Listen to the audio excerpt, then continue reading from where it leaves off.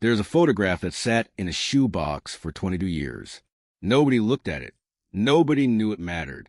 And when a retired Milltown detective finally pulled it out into the light, it didn't just reopen a cold case. It rewrote the identity of a woman that an entire county had spent 2 decades searching for under the wrong name. This is the story of a bride who walked out her own wedding in her stocking feet, carrying nothing but a folded scrap of paper, and never came back.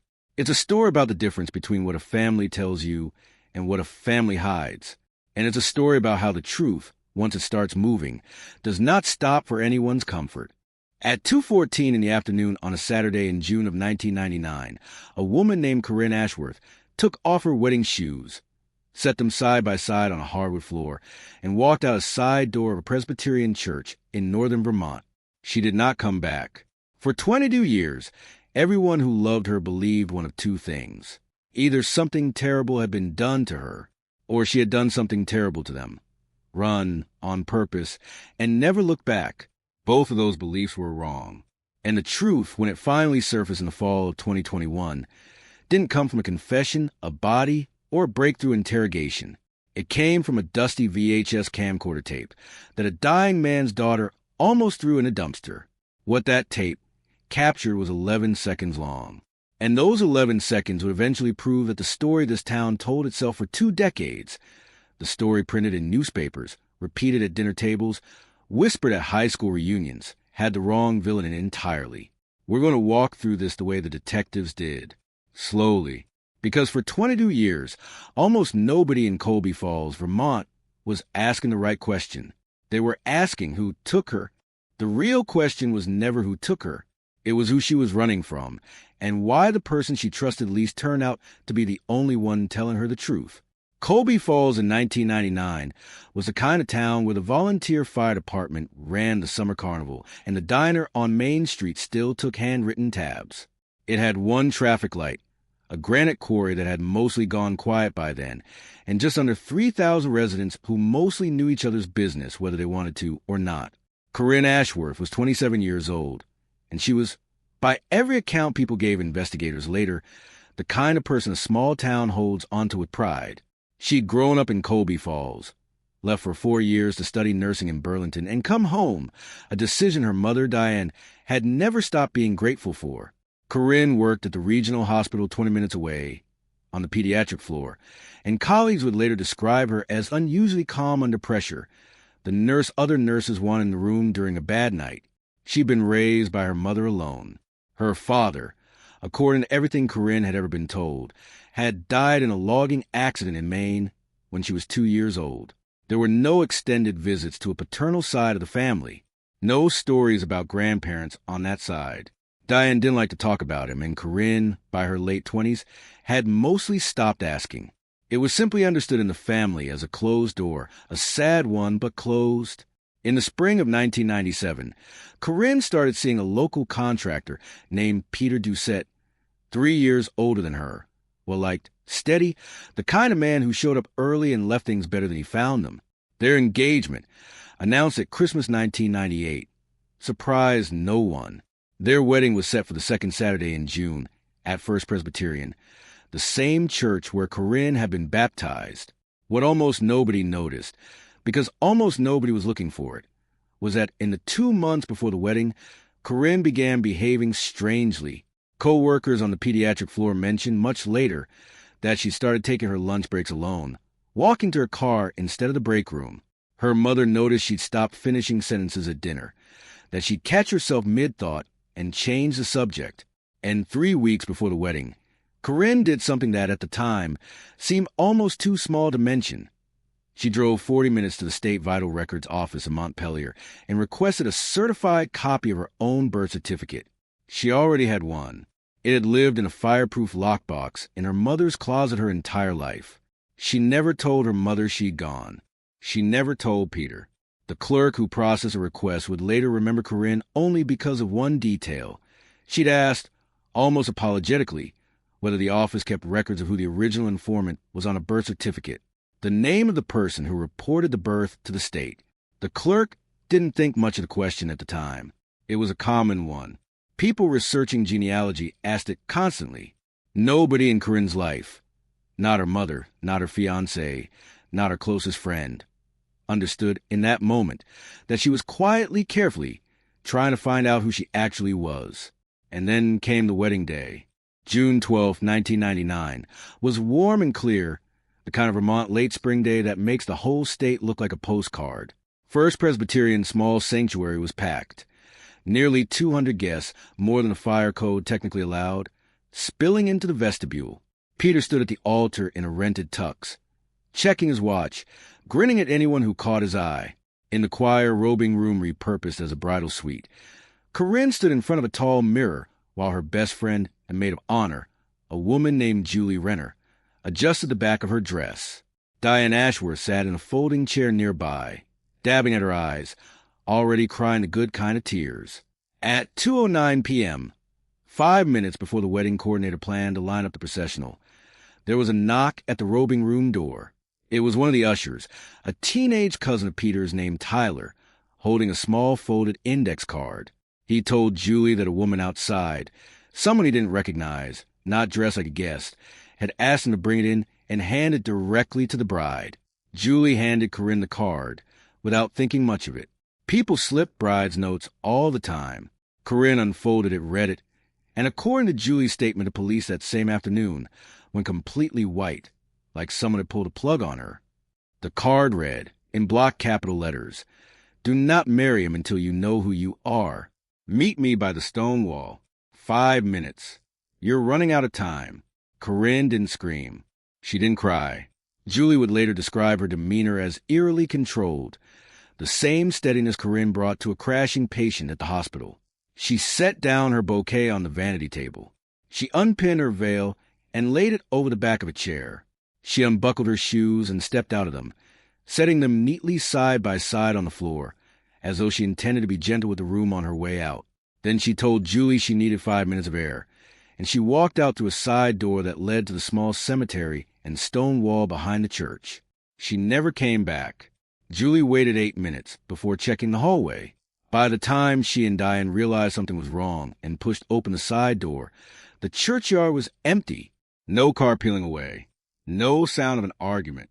Just an empty stretch of mowed grass running down toward the tree line, and beyond it, the old stone wall that marked the edge of the cemetery property.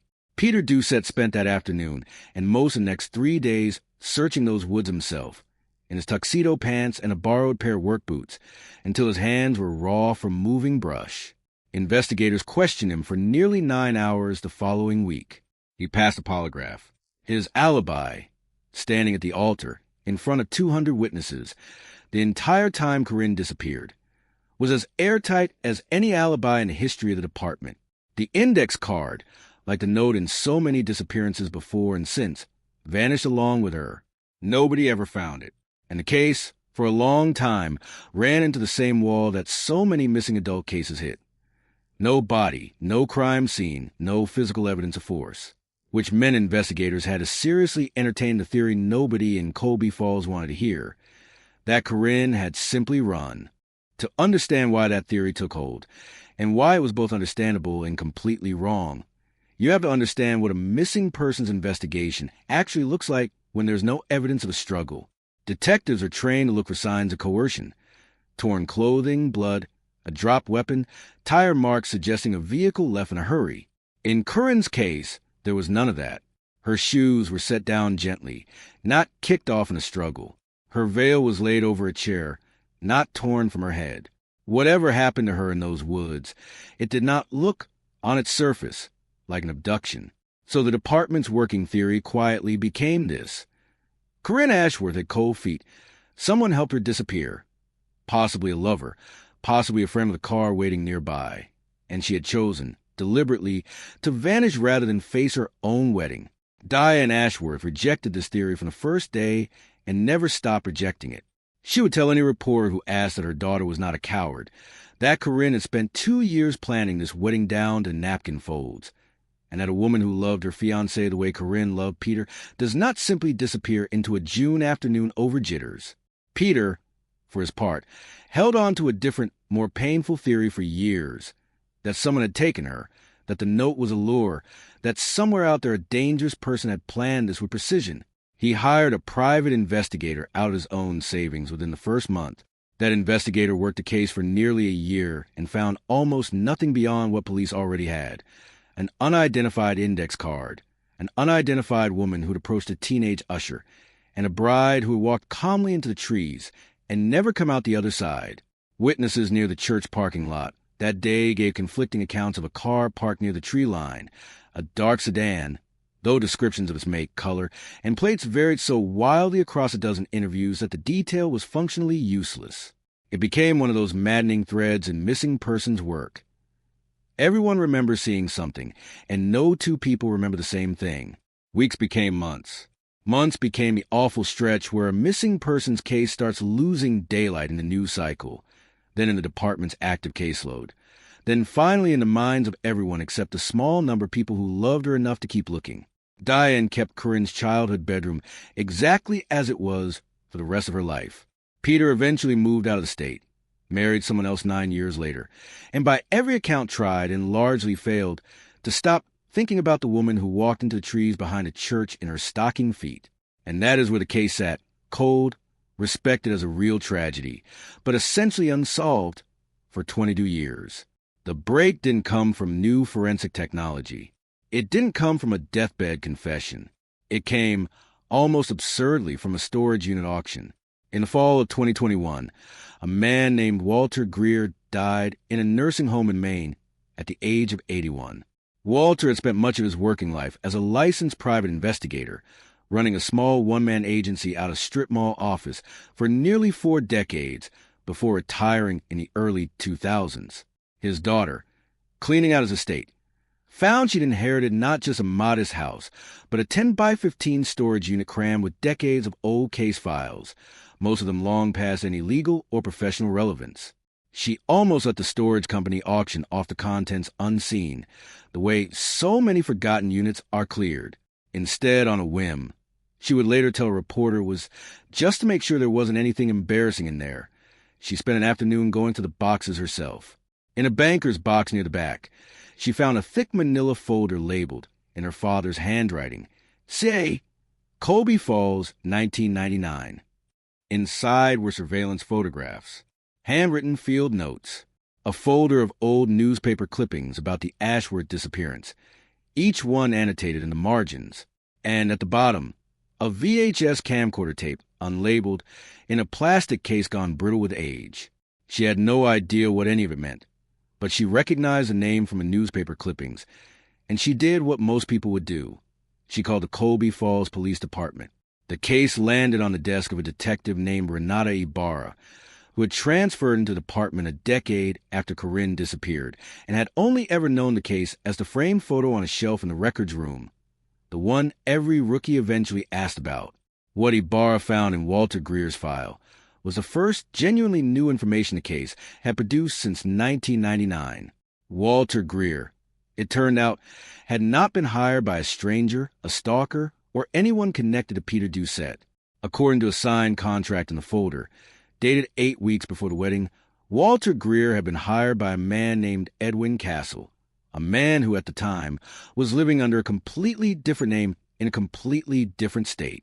Edwin Castle's actual legal name, according to a second, older set of documents tucked inside the same folder, was Robert Ashworth, Corinne's father. The man Corinne had been told for 27 years had died in a logging accident in Maine when she was 2. He was not dead. He had, in fact, spent nearly 2 decades living under a court-authorized new identity, and Walter Greer's decades-old field notes explained, in the flat, procedural language of an old-school private investigator, exactly why. To understand what Detective Ibarra found in that file, you have to go back further than 1999, back to 1976, to a trial that had nothing to do with weddings or churches, and everything to do with a young man who made one decision that would define the rest of his life, and, without him ever intending it, the life of a daughter he wouldn't see again for over 2 decades. Robert Ashworth had, in his 20s, worked as a bookkeeper for a regional trucking company in upstate New York that turned out to be laundering money for a group tied to organized interstate fraud. When federal investigators came calling, Robert cooperated. He testified. His testimony helped convict 3 men, one of whom had made it unambiguously clear, through an intermediary, exactly what would happen to Robert and anyone connected to him if he was ever found. The U.S. Marshals placed Robert Ashworth into a witness protection program in 1978. He was given a new name, a new state, a new life, and the hardest condition, the one his file noted he fought against for years, no contact of any kind with his wife or his infant daughter, for their safety as much as his own. Diane, at the time, was told only that her husband had died. It was, according to Walter Greer's notes, a story constructed with the quiet involvement of a federal handler, meant to give Diane and baby Corinne a clean, safe, ordinary life, free of a threat they would never even know existed. Robert Ashworth spent the next 2 decades under the name Edwin Castle, working as an accountant in a small town in Ohio, never remarrying, never having other children. According to Walter Greer's notes, Edwin Castle hired him in early 1999 for one reason: a routine background search. The kind law firms and insurance companies run constantly had flagged something. One of the 3 men convicted in 1976 had died in prison the previous year. His adult son, who had spent his entire life hearing his father's version of what the Ashworth testimony had cost their family, had recently been released from an unrelated sentence and had, according to a source Greer cited in his notes, been asking around about the Ashworth name. Robert didn't know if the threat was real or an old man's paranoia catching up to him too late. What he knew was that his daughter was about to get married in a church with 200 guests, a printed program with her full name on it, and a wedding announcement that already run in 2 regional newspapers, publicly linking, for the first time in over 20 years, the name Ashworth to a specific town, a specific date, and a specific church. He hired Walter Greer to quietly find out if the threat against his old testimony was credible. And when Greer's early digging suggested it might be, Robert made a decision that would define the rest of both their lives. He decided his daughter needed to know the truth before she stood in front of 200 people under a name that might, however unlikely, put a target on her. He never planned to interrupt the wedding. Greer's notes are explicit on this point. Robert intended only to watch from a distance, to confirm his daughter was safe, and to leave a letter with someone he trusted to deliver to her after the ceremony, once she and Peter were on their honeymoon and harder to locate publicly. But somewhere in the final week, according to a single handwritten line in Greer's notes that he borrowed would later call the most important sentence in the whole file, Robert changed his mind. He decided he could not let his daughter marry, publicly, under a name he believed might no longer be safe, without at least trying to warn her first. This is a part of the story that reframes everything that came before it. For 22 years, the working theory in Colby Falls was that a stranger, a jilted ex, a predator, an opportunist, had lured Corinne Ashworth away from her own wedding and either harmed her or convinced her to disappear. The index card was treated, understandably, as a threat. It wasn't. It was a warning, written by a man who had spent 22 years unable to say a single word to his own daughter, standing at the edge of a churchyard, trying to figure out how to undo that silence in the 5 minutes he believed he had before she walked down an aisle under a name that a dangerous man's son might be actively searching for. Detective Ibarra's next move was obvious and painful: find Robert Ashworth. He was 74 years old by 2021, and it took the department less than a week to locate him, still living under a federally arranged identity in a small town outside Columbus, Ohio, working part-time at a hardware store. When Ibarra called him, Robert Ashworth did something almost nobody expected. He didn't deny anything. He'd spent 22 years waiting for this exact phone call, terrified of what it might mean, and relieved in a strange way that it had finally come. He told Ibarra everything. How he'd driven to Colby Falls the morning of the wedding under an assumed identity, parked at the edge of the church lot, and paid a passing usher to deliver a note he'd agonized over for hours the night before. How he'd waited by the stone wall behind the cemetery, half convinced Corinne would never come, and how she had walked out those side doors in her stocking feet exactly 5 minutes later. He told Ibarra what he told his daughter that afternoon, standing in the June sunlight behind a church she'd been baptized in, that her father wasn't dead, that her mother hadn't lied to hurt her, but protect her from something Diane herself had never fully understood, and that there was a small, real possibility that continuing to use the Ashworth name publicly could put her in danger. He told Ibarra what happened next, the part that had haunted him for 22 years. Corinne didn't scream, didn't cry, didn't run back toward the church. She stood very still away, he said, and this detail stuck with Ibarra. The way a nurse stands still when she's absorbing terrible news and forcing herself to think clearly instead of falling apart. And then she told her father she needed time. Not forever. Time. Robert Ashworth drove her, in a rental car he'd left near the tree line, to a motel 40 minutes away, where they spent the rest of that day and the following two talking. 2 decades of absence compressed into 72 hours neither of them, according to Robert, will ever fully be able to describe to anyone else. Corinne did not go home.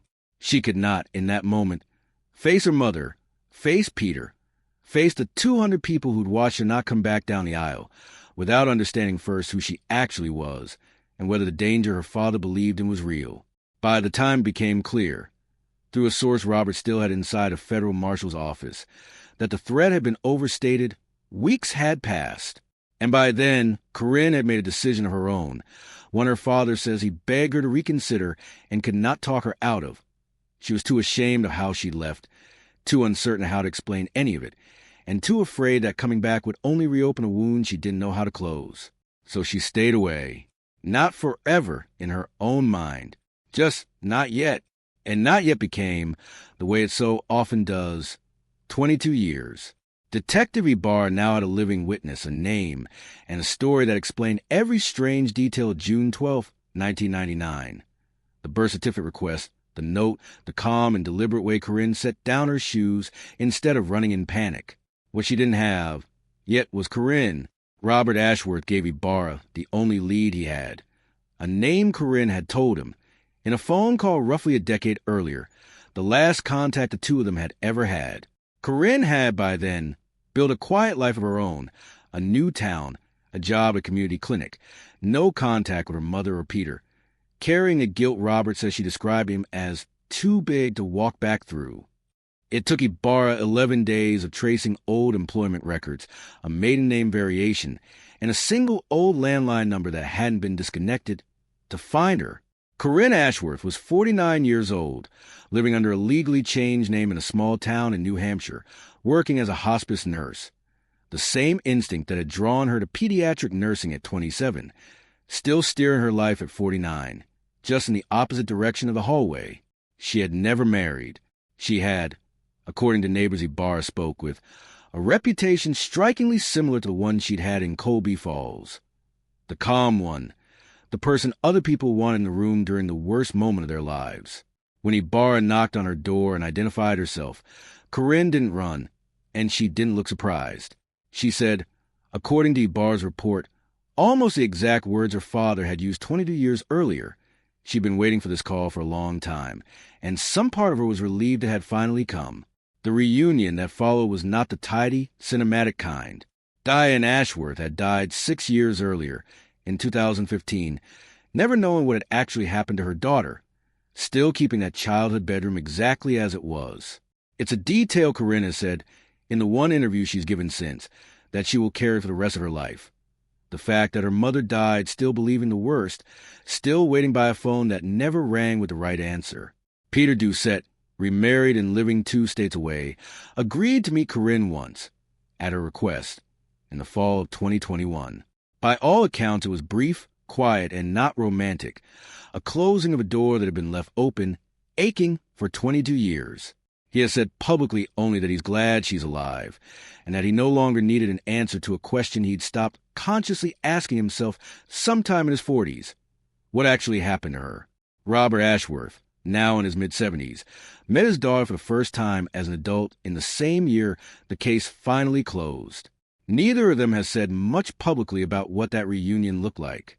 What Corinne has said is this: her father did not ruin her wedding day. He gave her, at the cost of everything else that followed, the only thing he had left to give her, the truth about who she actually was, delivered in the only way he knew how, at the only moment he believed he had. The index card that started it all was never recovered.